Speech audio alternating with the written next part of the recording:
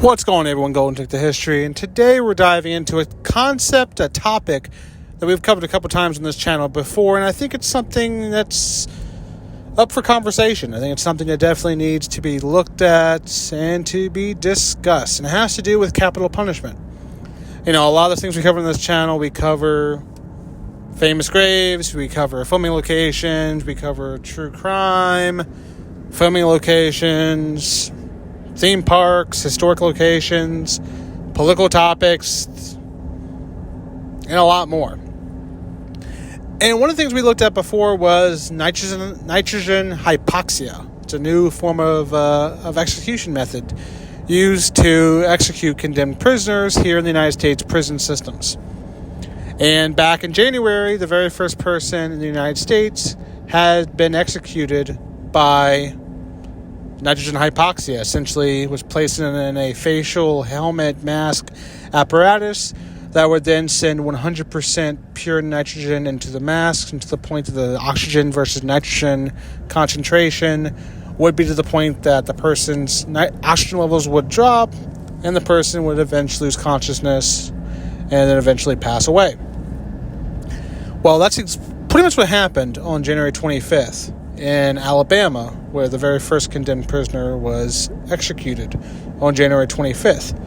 But according to some of the eyewitnesses that were in the execution chambers when it happened, things wasn't as subtle as had been prescribed.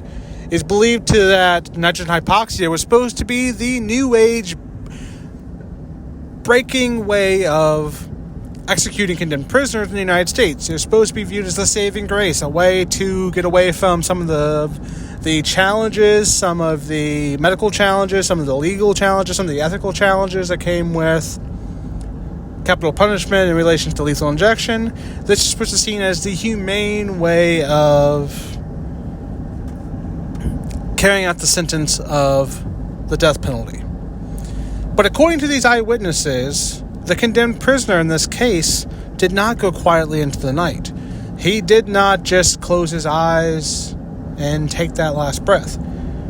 It was a very violent, very gruesome, very negative experience, according to the eyewitnesses who saw it.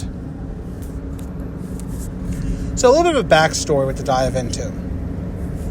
So we're looking at Alabama.